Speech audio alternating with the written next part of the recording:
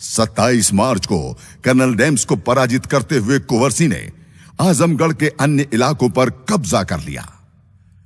Governor general उन दिनों इलाहाबाद में कैंप कर रहा था। वो इस घटना से घबरा गया। उसे लगा कि कुंवरसी जल्द बनारस पहुंच जाएंगे और उत्तर का बिहार बंगाल से संपर्क काट देंगे। उसने फौरन लॉर्ड कर्र को लखनऊ से आजमगढ़ भेजा।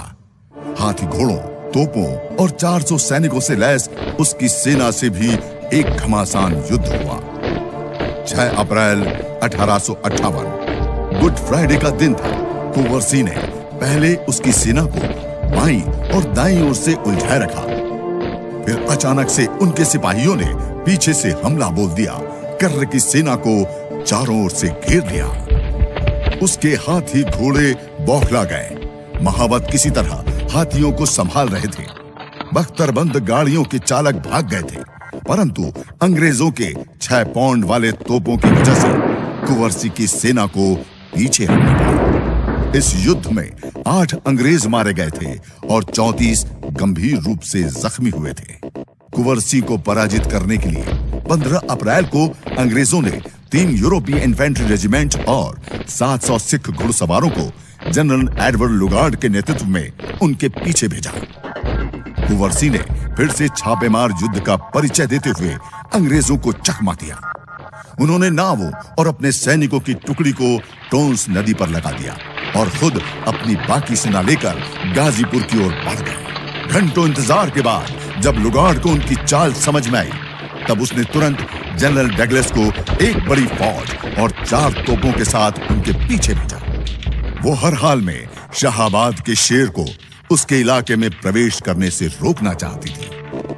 कुंवरसी की एक टुकड़ी अब डगलस की सेना को संभाल रही थी और बाकी सेना गंगा की ओर बढ़े जा रही थी। जैसे ही अंग्रेजी घुड़सवार कुंवरसी की सेना के पास पहुंचते, देशी सिपाही खड़े होकर आंखों में आंखें डालकर मुकाबला करने को ललकारते। ऐसी ही छुटपुट लड़ाई में सैनिकों ने 2 अंग्रेजों को मार गिराया।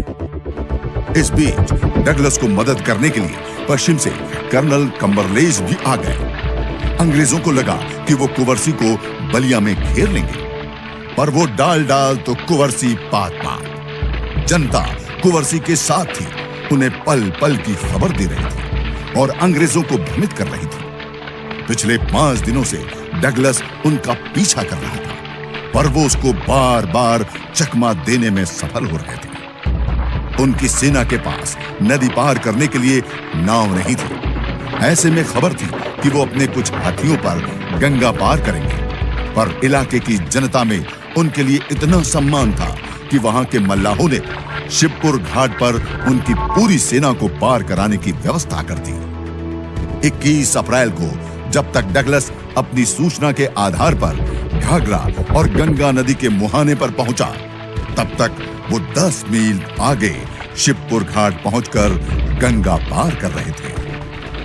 किंतु गंगा नदी पार करते समय अंग्रेजी सेना ने उनके नाव पर भयंकर गोलियां चलाई, जिससे एक गोली कुंवरसी की दाहिने हाथ में लगी। लो मां गंगे, आज तुझको ही देता हूं ये।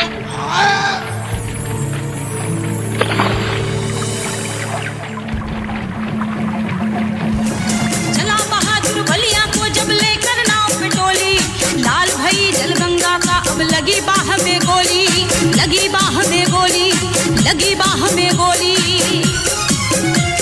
चला बहादुर बलिया को जब लेकर नाव पे टोली, लाल भई जलगंगा का अब लगी बाह में गोली। काटी बाह गंगा में डारो मारो लातनी गोड़न का, चम चम चम कहे हाथ में तेगा भोजपुरियन के जोड़न का, भोजपुरियन के जोड़न का, भोजपुरियन के जोड़न का।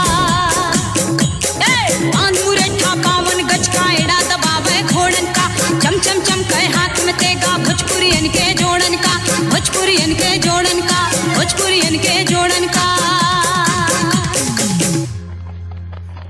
घायल अवस्था में कुंवरसी जगदीशपुर पहुंचे, जहां जोरदार स्वागत हुआ।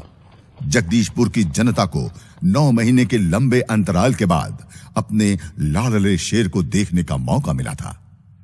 3 बड़ी लड़ाई और सैकड़ों छोटी लड़ाइयों को जीतते हुए पहाड़ों, गुफाओं, घाटियों, वादियों, उफनती नदियों, जंगली जानवरों, मगरमच्छों, बरसात, जाड़ा, गर्मी, सब कुछ झेलते हुए उनका शेर वापस आया था। लोग उन्हें छू लेना चाहते थे, महसूस करना चाहते थे। उनकी वीरता की कहानी लोगों में बिजली की तरह कौंध रही थी। पर यह कहानी अभी खत्म नहीं हुई थी।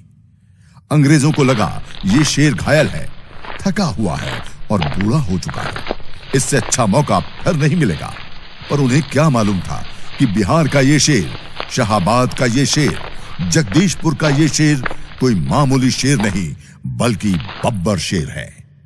कंपनी ने 23 अप्रैल को कैप्टन ली ग्रैंट के नेतृत्व में आरा से 450 अंग्रेज और सिख और 212 पाउंड वाले बड़े तोपों से लैस एक बड़ी फौज जगदीशपुर भेजी। जगदीशपुर का किला घने जंगलों से घिरा था। फौज ने पहले तोपों से जगदीशपुर पर हमला किया, पर कुंवर सिंह की सेना पर कोई असर नहीं हुआ। फिर ली ग्रैंड ने इन्फेंट्री को आगे बढ़ने का आदेश दिया। फिर क्या था?